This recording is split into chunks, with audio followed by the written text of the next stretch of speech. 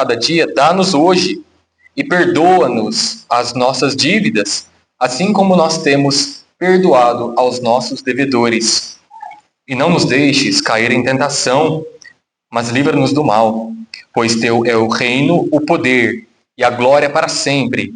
Amém. Porque se perdoardes aos homens as suas ofensas, também o vosso Pai Celeste vos perdoará. Se, porém, não perdoardes aos homens as suas ofensas, tampouco vosso Pai Celeste, vosso Pai vos perdoará as vossas ofensas. Até aqui, meus irmãos, a leitura da palavra de Deus. Meus irmãos, na nossa vida cristã, nós temos que lutar contra diversos pecados. Nós lutamos contra o pecado da idolatria, lutamos contra o pecado da ira, diversos pecados. Mas um pecado difícil de lidarmos é o pecado do orgulho. O pecado do orgulho é um pecado terrível, porque ele é um inimigo silencioso. Ele está em nosso coração e nós não percebemos. O orgulho consegue distorcer a nossa visão. Nós não conseguimos compreender muito bem as coisas porque nós estamos cegos. Nós pensamos de nós além do que convém, pensamos que somos mais do que somos por conta do orgulho. O orgulho nos deixa cegos. Nós não conseguimos enxergar as coisas que são evidentes. As pessoas enxergam o nosso orgulho, mas nós não conseguimos, porque temos um coração duro e o orgulhoso passa por esses problemas. O orgulho, meus irmãos, impossibilita o reconhecimento de que nós somos pecadores, frágeis, dependentes da graça de Deus. Meus irmãos, reconhecer que nós somos dependentes da graça de Deus é uma tremenda bênção. É uma coisa muito boa nós reconhecermos que somos dependentes de Deus e que precisamos da graça dele para tudo que nós vamos fazer. E o cristão é alguém que reconhece a sua fragilidade, reconhece o seu pecado e reconhece que diante de Deus e diante das coisas do mundo ele é muito pequeno.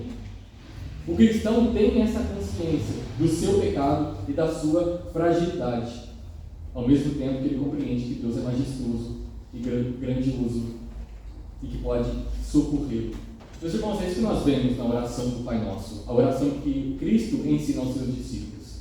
Cristo faz os seus discípulos olhar para a majestade de Deus, olhar para a grandiosidade do Senhor nas 3 primeiras petições e depois faz os seus discípulos olhar para as coisas deste mundo, olhar para as suas necessidades, para que eles compreendam a dependência que tem da graça do Senhor. Eu quero só lembrar vocês de que Cristo, nas 3 primeiras petições do Pai Nosso, ou seja, santificado seja o teu nome, venha o teu reino e faça-se a tua vontade, Cristo está mostrando que os seus discípulos, ao orar, devem olhar para Deus primeiro e depois para as suas necessidades.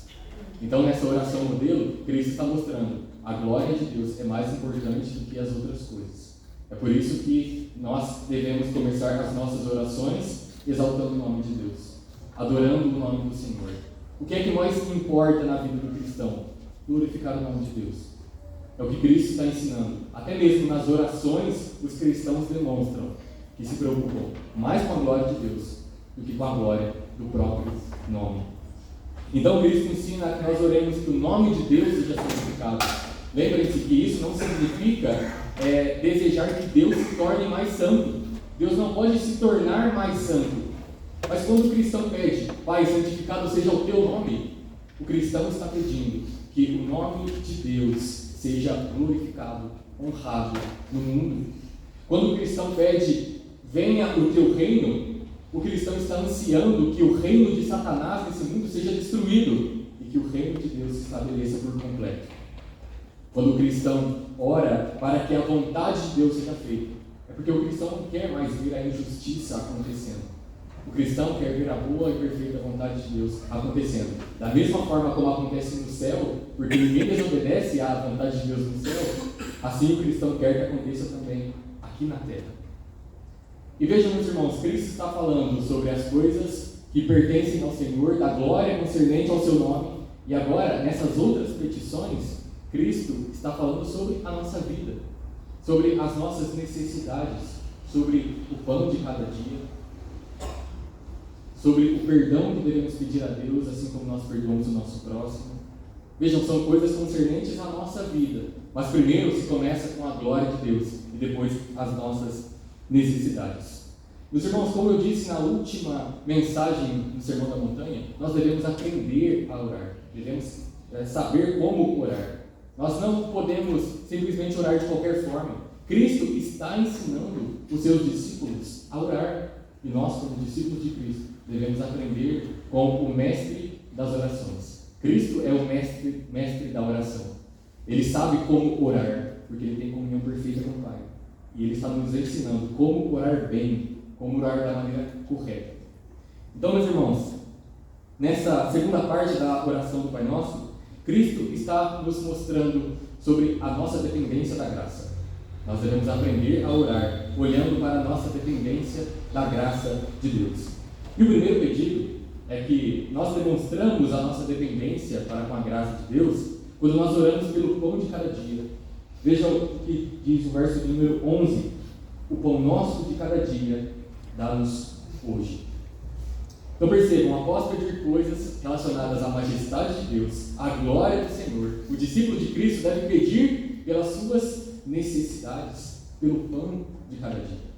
Meus irmãos, aqui nós já temos uma lição preciosíssima. Cristo está mostrando que Deus, apesar de ser tão grande, apesar de ser tão majestoso, glorioso, apesar de Ele ser aquele que habita em luz inacessível, apesar de Deus ser transcendente, Deus se preocupa com as necessidades do seu povo. Meus irmãos, o Rei do Universo, o Deus da glória, o Senhor das galáxias, de tudo o que existe, se preocupa com o seu povo. E Cristo está ensinando o seu povo a orar para esse Deus. Meus irmãos, em Isaías, capítulo 57, verso 15, Deus diz assim: habito no alto e santo lugar, mas habito também com o contrito e abatido de espírito. Deus habita no santo lugar. Deus habita no alto, onde nós não conseguimos acessar, mas Ele habita também com o seu povo. Ele habita com o contrito e com aquele que tem o espírito abatido. É por isso que a gente pode se achegar a Deus pedindo coisas sobre a glória dEle e depois pedir coisas sobre as nossas necessidades. Nós podemos pedir: Senhor, que venha o Teu reino, seja feita a Tua vontade, e então depois pedir: ó Pai, dá-nos o pão de cada dia. Ao pedirmos o pão, meus irmãos, nós estamos reconhecendo que toda a provisão vem do Senhor. Toda a provisão da nossa vida vem do Senhor. E aqui, quando Cristo usa a palavra pão, Ele não quer dizer que nós devemos somente pedir o pão, mas o pão significa todas as coisas necessárias para a nossa vida. Significa tudo aquilo que é necessário para que tenhamos uma vida boa e agradável diante de Deus. É pedir que Deus nos dê o suficiente, pedir que Deus nos dê o necessário para a vida. Meus irmãos, uma coisa interessante é quando nós olhamos para o versículo 8 desse mesmo capítulo. Cristo diz assim: não vos assemelheis, quando falando aos gentios, porque Deus, vosso Pai, sabe o de que tendes necessidade, antes que lhe peçais. Veja, Cristo está dizendo: antes que vocês peçam qualquer coisa a Deus, Deus já sabe o que vocês necessitam. Mas não parece um pouco contraditório? Deus já sabe o de que você precisa, o que você necessita. Cristo está dizendo isso, logo após ele mostra para você: peça pelo pão. Ainda que Deus já saiba, peça o pão de cada dia. Meus irmãos, isso acontece porque oração é um relacionamento. Nós estamos demonstrando os nossos desejos a Deus. Estamos pedindo que Ele supra as nossas necessidades. Então a palavra de Deus não está em contradição. Deus quer que nós alimentemos o nosso relacionamento com Ele por meio da oração. E há duas lições preciosas, meus irmãos, sobre esse primeiro pedido, o pão nosso de cada dia. A primeira lição que podemos aprender é a lição da moderação. Cristo nos ensina a pedir pelo pão. Meus irmãos, a pedir pelo que é necessário, pedir por aquilo que é suficiente, e não pedir por aquilo que é supérfluo e aquilo que é luxuoso. Cristo não está dizendo que nós devemos pedir pela picanha. Ele está nos dizendo para pedir pelo pão, por aquilo que é suficiente, por aquilo que é necessário. Nós estamos pedindo que recebamos isso mesmo, a porção suficiente. E nós encontramos esse mesmo ensinamento em Provérbios, no capítulo 30. Vejam, meus irmãos, o que o autor diz: afasta de mim a falsidade e a mentira. Não me des nem a pobreza, nem a riqueza. Dá-me o pão que me for necessário, para não suceder que, estando eu farto, te negue e diga: quem é o Senhor? Ou que, empobrecido, venha a furtar e profane o nome de Deus. Veja que coisa interessante. O autor que escreveu esse provérbio está fazendo a sua oração e ele está dizendo: Senhor, não me dê nem a riqueza e nem a pobreza. Não me dê muito, porque eu conheço tanto o meu coração que quando eu me fartar, eu posso me esquecer do Senhor.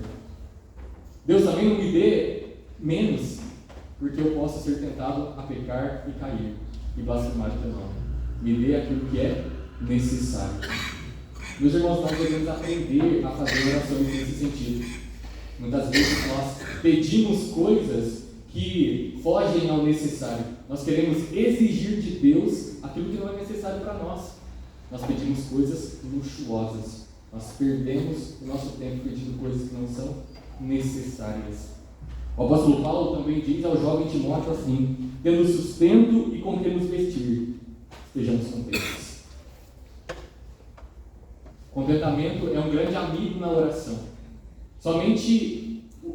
O cristão somente ora por coisas que são necessárias quando ele está contente com aquilo que Deus lhe deu. Como está a sua vida de oração? Como você pede as coisas a Deus? Você tem estado contente com aquilo que Deus tem dado a você?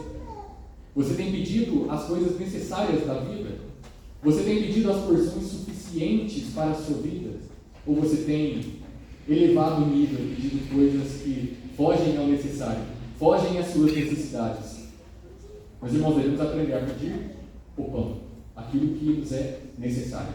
Não pedir nem muito, talvez nos esqueçamos de Deus porque temos um coração orgulhoso. E nem pedir pouco, porque podemos cair em tentação, pecar e blasfemar o nome do Senhor. Segunda lição, meus irmãos, que nós podemos aprender com o pão nosso de cada dia é a confiança. Confiança. Vejam que Cristo está nos ensinando a orar ao Pai pedindo o pão. Essa é uma lição muito simples. Nós confiamos que o nosso Pai nos dê pão de cada dia. Nós confiamos a provisão nas mãos dele. Nós pedimos que ele cuide das nossas necessidades, que ele cuide da nossa vida. Isso, meus irmãos, é o remédio para o coração ansioso. O coração que está preocupado com as coisas de amanhã. O coração que não anda ansioso faz essa oração: dá-nos o pão de cada dia. A pessoa está contente e não anda ansiosa, porque ela confia em Deus. Ela confia que o Pai lhe dará as coisas necessárias para a vida dela. Paulo aos Filipenses diz assim: não andeis ansiosos de coisa alguma, em tudo, porém, sejam conhecidas diante de Deus as vossas petições, pela oração, pela súplica, com ações de graças. Meus irmãos, não devemos andar ansiosos pelo dia de amanhã. Não devemos andar ansiosos pelas nossas necessidades. Deus conhece todas as nossas necessidades. Nós podemos nos achegar a Ele pedindo que Ele nos dê o pão de cada dia. Ainda que tenhamos um emprego, a nossa confiança não deve estar no nosso braço, não deve estar no nosso emprego, mas ainda deve estar no nosso Deus. Porque o emprego é um instrumento de Deus para trazer sustento a nós. Se Deus quiser tirar o nosso emprego, Ele tira. O Deus Todo-Poderoso pode facilmente acabar com uma empresa, com o seu trabalho.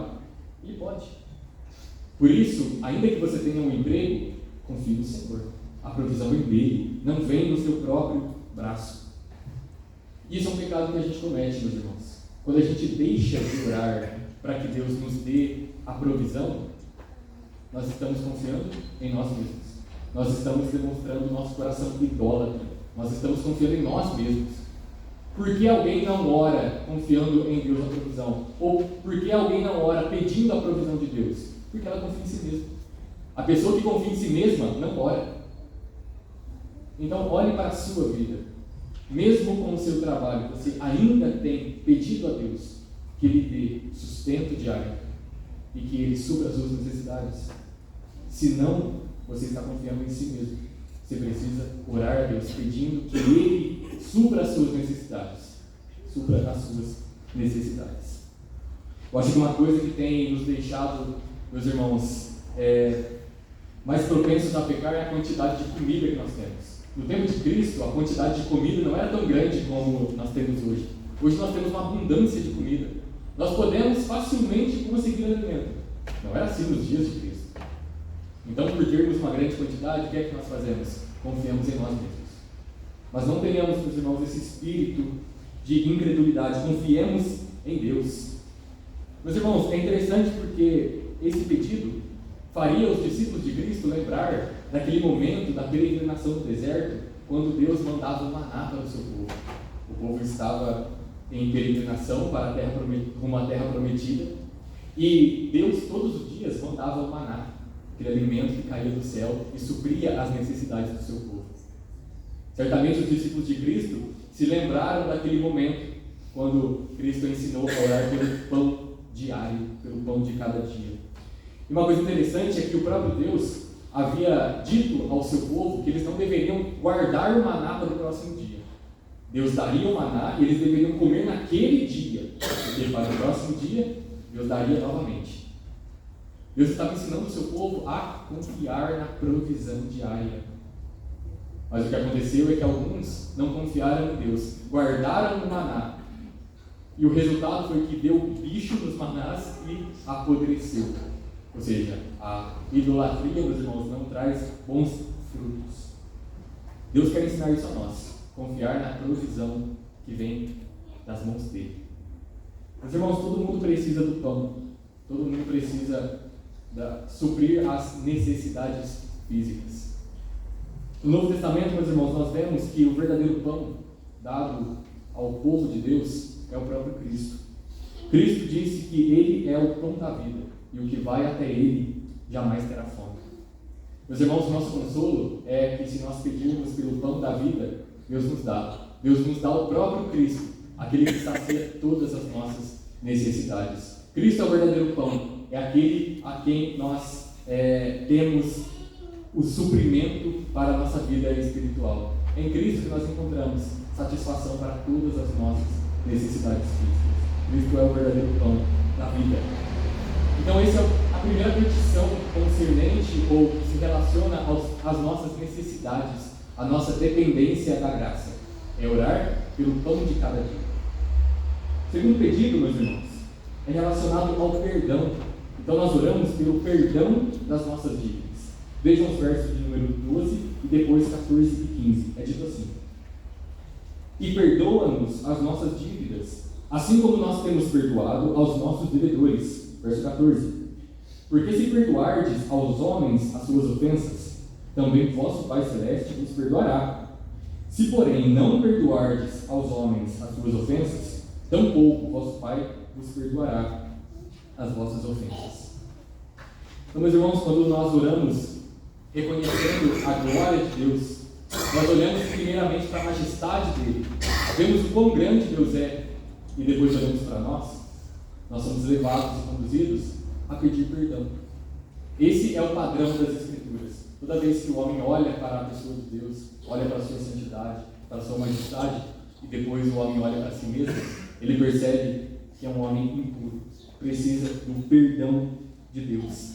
Isso aconteceu com o profeta Isaías. Isaías, no capítulo 6, relata ter visto o Senhor assentado sobre um alto e sublime trono. Ele disse que havia serafins com 6 asas, 2 tampando os seus rostos, 2 cobrindo os seus pés e com 2 asas voando. E esses serafins entoavam um canto dizendo: Santo, Santo, Santo. Meus irmãos, eu quero abrir um parênteses dizendo que mesmo os serafins não tendo pecado, diante de Deus eles se escondem e eles clamam a Deus como Santo, Santo, Santo. Os serafins são seres distintos de nós. Nós temos pecado, eles não têm, mas mesmo diante de Deus eles se escondem por conta da glória de Deus. Isso deveria nos alertar, meus irmãos, quanto à nossa reverência para com Deus. Se os serafins que não têm pecado agem assim, quanto mais nós que temos pecado e somos pecadores. E essa foi a reação de Isaías. Ao contemplar a glória de Deus, Isaías diz assim: ai de mim, estou perdido, porque sou homem de lábios impuros, habito no meio de um povo de impuros lábios, e meus olhos viram o Rei, o Senhor dos exércitos. É isso que acontece quando nós olhamos para a pessoa de Deus. Percebemos que Ele é santo, que Ele é diferente de nós, que nele não existe pecado algum. E nós olhamos para nós e vemos que nós somos seres pecadores. Porque essa é a verdade da Bíblia. Todos nós somos pecadores diante de Deus. O apóstolo João, no capítulo 1 da sua carta, diz assim: se dissermos que não temos pecado nenhum, a nós mesmos nos enganamos, e a verdade não está em nós. Se qualquer homem vai ao Senhor e diz: eu não tenho pecado, essa pessoa é mentirosa. A palavra de Deus diz: todos os homens são pecadores. Nós pecamos porque somos pecadores e não o inverso. O pecado, meus irmãos, é inevitável. Nós iremos pecar em algum momento da nossa vida. Em algum momento nós iremos desobedecer a Deus ou não iremos nos conformar ao padrão da lei de Deus, que é perfeição. Quem é que atinge a perfeição da obediência? Somente Cristo. Nós não conseguimos. E então, meus irmãos, isso nos leva à seguinte pergunta: por que o cristão, que já teve os seus pecados todos perdoados em Cristo Jesus, deve ainda pedir perdão? Nós não encontramos nas Escrituras a palavra de Deus dizendo que não existe condenação para aqueles que estão em Cristo Jesus? Se não existe mais condenação para aqueles que estão em Cristo Jesus, por que é que nós ainda pedimos perdão pelos nossos pecados? Por que nós ainda vamos a Deus e pedimos perdão se já tivemos o perdão em Cristo Jesus? A resposta, meus irmãos, é que quando nós somos justificados por Deus, nós estávamos diante dele como juiz. Essa era a nossa posição diante de Deus. Nós estávamos como réus diante de um juiz. Mas agora a nossa posição não é mais essa. Nós estamos diante de Deus como um pai trata o seu filho. E quando nós pedimos perdão a Deus, não é aquele perdão de arrependimento para obter a salvação. É o arrependimento de um filho que desobedeceu às ordens do seu pai. Então, quando nós pedimos perdão na oração do Pai Nosso, nós estamos nos achegando a Deus como um filho que desobedeceu às ordens do seu pai. É por isso que nós pedimos perdão, ainda que já tivemos todos os nossos pecados perdoados na cruz do Calvário. E vejam a palavra que Cristo utiliza, meus irmãos, para falar do nosso pecado. Ele diz: perdoa-nos as nossas dívidas. A palavra dívida expressa muito bem o nosso pecado. Porque quando nós pecamos, nós criamos um débito para com Deus. Nós ficamos endividados. Algo precisa ser feito para que o pecado seja punido. A pena do pecado precisa ser satisfeita. Então nós estamos endividados para com Deus. E a verdade das Escrituras é que nós não conseguimos saldar essa dívida. Nós não conseguimos quitar a dívida para com Deus. Porque todos os dias nós pecamos em pensamento, desejo, intenção e ato. Todos os dias nós pecamos contra Deus. Ou seja, a nossa dívida aumenta mais e mais e a nossa situação piora a cada dia. E é por isso que a gente pede perdão a Deus. É impossível, meus irmãos, impossível que o verdadeiro cristão não tenha consciência dos seus pecados. Não tenha consciência da profundidade dos seus pecados. O verdadeiro cristão reconhece que é um pecador diante de Deus, que é miserável e que necessita da graça de Deus para a sua vida. Infelizmente, o que nós vemos hoje são crentes que não têm uma noção verdadeira do pecado e por isso têm uma visão incorreta acerca de Deus. Meus irmãos, nós somente iremos entender mesmo a profundidade do perdão de Deus quando nós entendemos a profundidade do nosso pecado. Quando nós entendemos de onde Deus nos tirou. Quando nós entendemos o quão alto foi o preço do nosso perdão, é que nós entendemos de fato o perdão de Deus. Quão grande foi o pecado, o nosso pecado, que matou Cristo Jesus. E o pedido, meus irmãos, de que Deus nos perdoe é feito com base no nosso perdão para com o próximo. Cristo diz assim como nós temos perdoado aos nossos devedores. Vejam que coisa interessante. Cristo está ensinando que os seus discípulos, que já perdoam o próximo, devem então pedir perdão a Deus. Então, se você é alguém que perdoa o próximo, você pode se achegar diante de Deus e pedir perdão também pelos seus pecados. Meus irmãos, Cristo não está ensinando que ao perdoarmos o nosso próximo, nós ganhamos mérito para reivindicar o perdão de Deus. Cristo não está ensinando isso. Cristo não está ensinando que nós ganhamos o direito do perdão de Deus ao perdoar o próximo. Não é isso. Ele está mostrando, olha, assim como vocês perdoam os outros, vocês podem se achegar a Deus e pedir perdão pelos seus pecados. O ponto é que Deus perdoa os verdadeiros arrependidos. E uma marca do verdadeiro arrependido é que ele tem um espírito perdoador. Essa é uma marca do cristão. O cristão verdadeiro é alguém que perdoa, porque ele está imitando o seu Senhor. Porque assim como Deus o perdoou, ele perdoou o próximo. Assim como ele recebeu o amor de Deus, ele ama o próximo. Assim como ele recebeu a graça de Deus, ele abençoa o próximo. É isso que as Escrituras nos ensinam, que a base do nosso perdão é o perdão que Deus nos dá. Meus irmãos, quando nós consideramos o tamanho da nossa dívida para com Deus, nós percebemos que o pecado do próximo contra nós é muito pequeno. É por isso que se torna mais fácil de perdoar, porque quando a gente olha para a nossa condição diante de Deus, que tínhamos um débito que não poderíamos pagar, e mesmo assim Deus nos perdoou, então fica mais fácil perdoar o próximo. O pecado do próximo contra mim é pequeno, perto do meu pecado para com Deus. E mesmo assim Deus nos perdoou. É por isso que a gente pode perdoar o próximo, porque nós recebemos o perdão de Deus.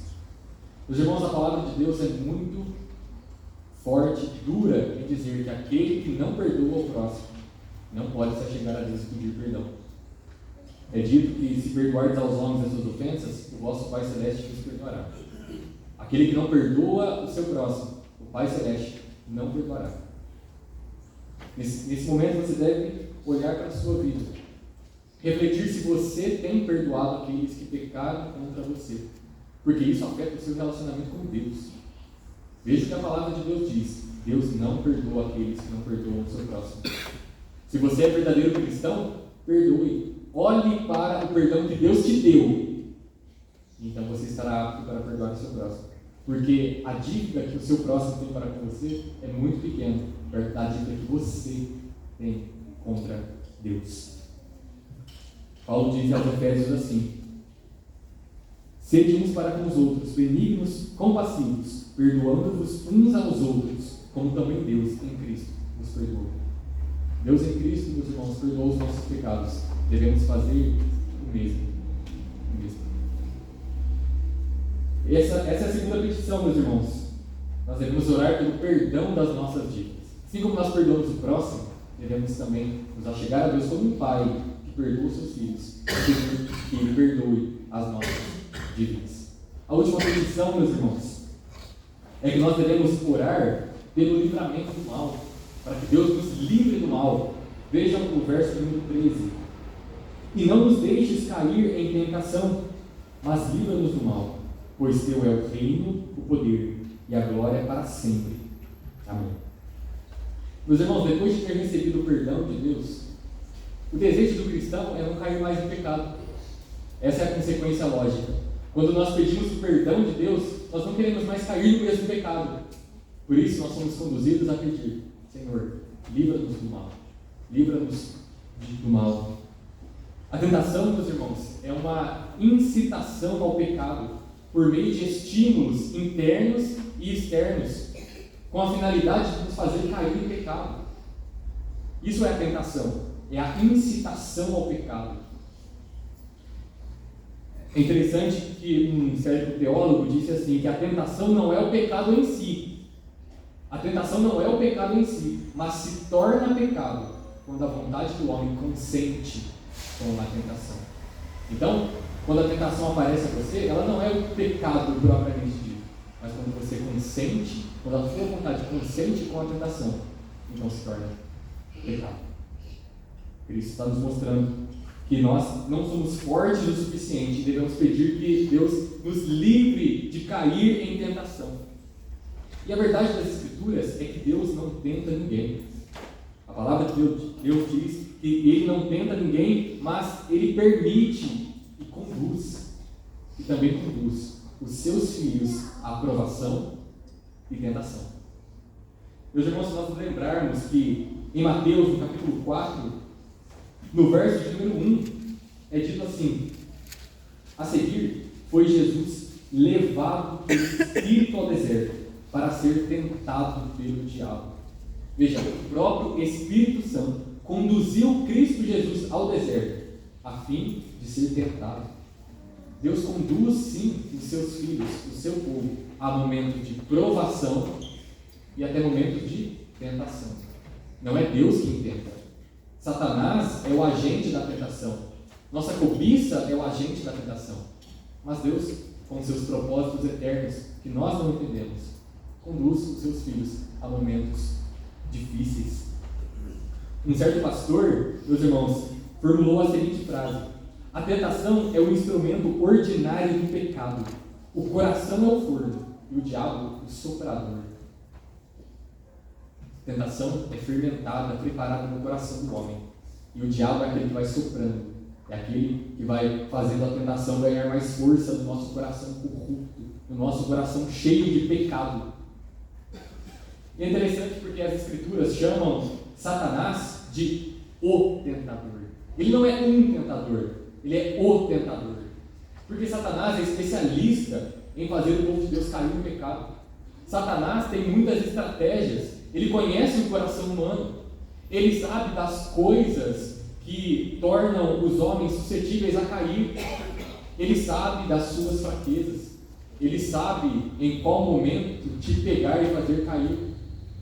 Satanás conhece as nossas fraquezas. Satanás não é tolo.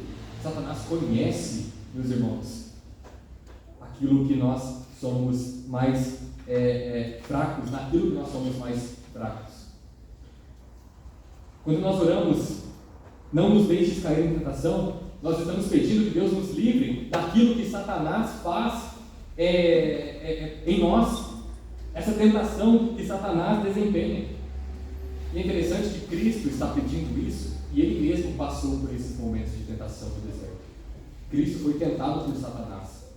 Ele sabe, Ele experimentou isso. Por aquele tempo de tentação, Satanás tentou Cristo de diversas formas.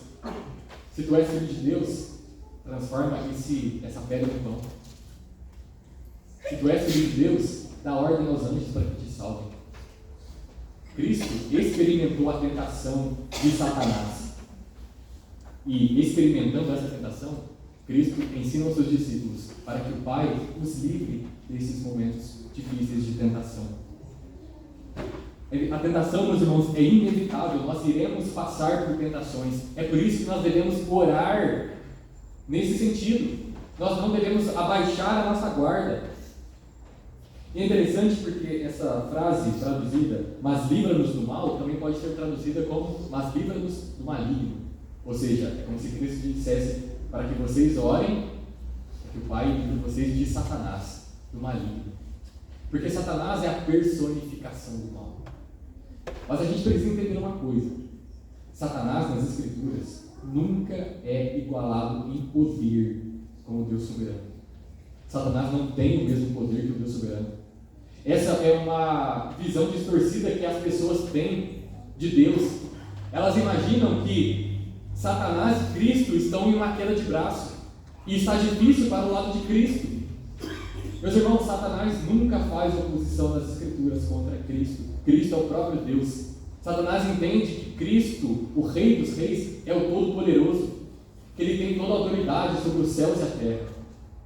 Quando nós olhamos para as Escrituras, nós vemos que quem faz oposição a Satanás é o arcanjo Miguel, porque são ambas criaturas. Nós vemos isso em Judas, quando eles estão contendendo contra o corpo de Moisés, com o corpo de Moisés. Quem é que luta contra Satanás naquele momento? O arcanjo Miguel. Quem que luta contra o dragão, contra Satanás, em Apocalipse 12? Miguel.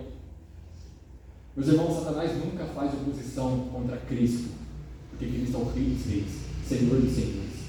Ele, com o poder da sua palavra, pode destruir Satanás. Satanás não é tão poderoso como Cristo Jesus, o nosso Senhor. E é por isso que a gente vai até Deus pedindo que Ele nos livre do mal, porque somente Ele é poderoso para isso. Somente Deus, meus irmãos, pode nos dar força suficiente para vencer uma tentação. Não existe poder em nós para resistir a certas tentações. E esse é um dos grandes problemas, dos grandes pecados que nós encontramos hoje. O homem é orgulhoso, ele confia demais na sua força, e por confiar demais na sua força, a tentação tem triunfo, porque o homem pensa que ele tem poder suficiente para ganhar da tentação quando ele bem entende. Meus irmãos, a autoconfiança é o caminho da queda. Se você confia em si mesmo, nos momentos de tentação, você vai cair no pecado. Você vai desonrar o nome de Deus. Você vai fazer aquilo que a sua carne, aquilo que Satanás quer que você faça, porque você está confiando em si mesmo. A palavra de Deus mostra, nós devemos encontrar a nossa força no Senhor. Por isso que Paulo diz aos Efésios: sede fortalecidos no Senhor e na força do seu poder. Tomai sobre vós toda a armadura de Deus. Meus irmãos, nós temos que ter a armadura de Deus para que nós fiquemos bem no dia mal. Porque quando o dia mal chegar, nós não teremos força suficiente para vencer as tentações. O apóstolo Paulo diz aos 1 Coríntios: aquele, pois, que pensa estar de pé, veja que não caia. Não confie em si mesmo, confie no Cristo. Cristo foi vitorioso nas suas tentações. É interessante, meus irmãos, olharmos os contrastes que existem nas Escrituras. A Bíblia fala do primeiro e do segundo Adão. E quando nós comparamos as tentações do primeiro e do segundo Adão, nós vemos como o nosso Cristo é muito superior ao primeiro Adão. O Adão estava no paraíso. Foi tentado no paraíso. Cristo foi tentado no deserto. Adão tinha todas as frutas que poderia comer.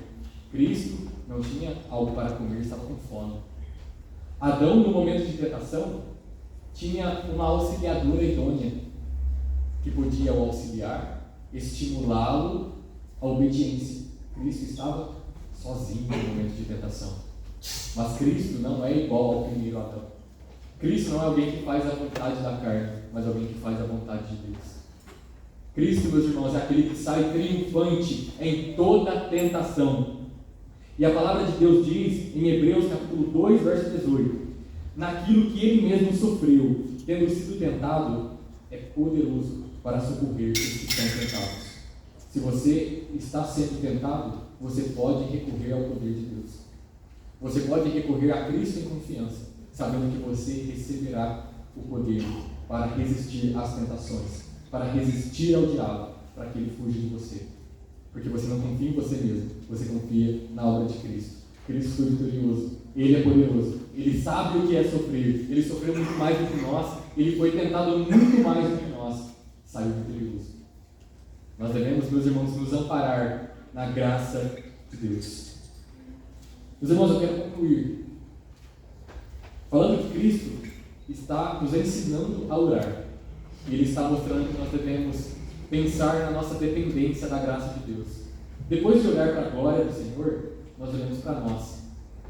Nós oramos pelo pão de cada dia, pelas coisas necessárias, pelas nossas necessidades. Nós não oramos por coisas luxuosas, mas por aquilo que é necessário. Em segundo lugar, nós oramos pelo perdão dos nossos pecados, pelo perdão das nossas dívidas. Nós reconhecemos que nós não andamos perfeitamente nos caminhos do Senhor.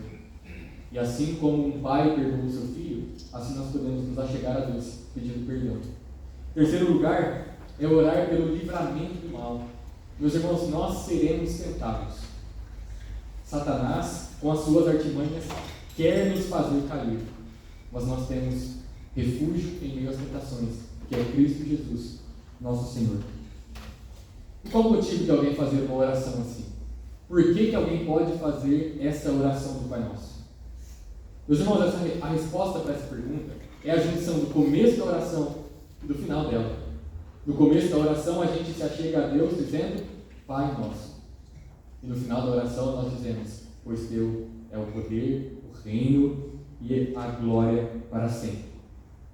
Nós entendemos que Deus é soberano, que a Ele pertence todo o poder, toda a glória, toda a honra. Ele tem domínio sobre todas as coisas. E Ele é o nosso Pai. O Deus soberano é o nosso Pai. Aquele que criou as leis do universo é o nosso Pai. E nós podemos nos achegar a Ele, confiando que Ele vai atender as nossas necessidades, atender os nossos pedidos. Portanto, você pode fazer a oração do Pai Nosso com essas intenções no coração, sabendo que Deus vai conduzir você à fé em Cristo Jesus e vai atender os seus pedidos. Por isso, reconheçamos, meus irmãos, a nossa dependência da graça de Deus. Reconheçamos, não somos fortes o suficiente. Reconheçamos, precisamos de Cristo, porque sem Ele nós não podemos fazer absolutamente nada. Meus irmãos, a vida cristã é cheia de espinhos. É por isso que a gente ora para que Deus nos livre do mal. É por isso que a gente ora para que Deus nos perdoe. Mas isso tudo terá um fim. Meus irmãos, haverá um dia em que nós não faremos mais a oração do Pai Nosso. Nós não pediremos mais que Deus nos livre do mal. Não pediremos mais que Deus nos perdoe. Porque a palavra de Deus diz que no novo céu e nova terra não haverá mais dor, não haverá mais choro, pranto, não haverá mais pecado, não haverá mais o tentador, porque Satanás, o sedutor, será lançado no lago de fogo e enxofre. A palavra de Deus também diz em Apocalipse 20 que a morte e o inferno serão lançados para dentro do lago de fogo. Meus irmãos, esse tempo de peregrinação nessa terra vai acabar. E não precisamos mais fazer essas orações. Deus nos livre do mal. Não precisaremos mais fazer. Estaremos diante de Deus em comunhão perfeita, vendo Cristo face a face, estando ao lado do nosso Pai, em que nós estaremos nos alegrando e nos regozijando em perfeita e eterna comunhão. Meus irmãos, que a graça do Senhor esteja em nosso coração, a fim de que nós façamos essas orações com a intenção de que Deus vai atender as nossas necessidades e que a glória seja toda do Senhor. Deus nos abençoe. Amém. Meus irmãos, nós iremos entoar o hino.